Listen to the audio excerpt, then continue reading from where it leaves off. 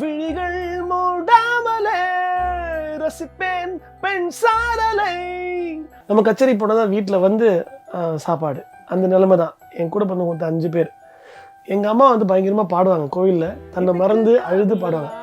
அந்த ஒரு விஷயம், இந்த பிளெஸிங்ஸா எனக்கு கிடைச்சிருக்கு. அப்போ வந்து மாசம் 35 கச்சேரி போயிட்டு இருப்பேன். மாசம் முழுக்க நான் கச்சேரி டெய்லி போயிட்டு இருப்பேன். தூங்குறதுக்கு டைம் இருக்காது. ரயில்வே ஸ்டேஷன்ல பஸ் ஸ்டாப்ல தூங்கிட்டு இருப்பேன்.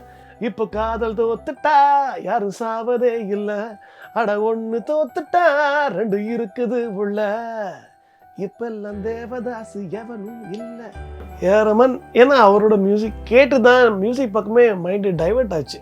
இன்னைக்கு உலகமே சேர்ந்து அப்ரிஷியேட் பண்ணுதுன்னு நினைக்கிறது வந்து, இவர் நல்லா இருக்கணும், இவர் ஜெயிக்கணும், இவர் குரல் நல்லா இருக்கு, சூப்பரா பாடுறாரு, அந்த ரெகக்னேஷன் தான் எதிர்பார்த்தோம் நம்ம. இவர் ஜெயிக்கணும்னு அவங்க வீட்டு குழந்தைங்களை மோட்டிவேட் பண்ற மாதிரி மோட்டிவேட் பண்றாங்க. இது பார்க்கும்போது எப்படிங்க, வருந்தி உழைப்பவன் யாரு நீதான், வயசை தொலைத்தவன் யாரு நீதான், உனக்குத்தானே கொடுக்க வேண்டும் டாக்டர் பட்டம் டாக்டர்.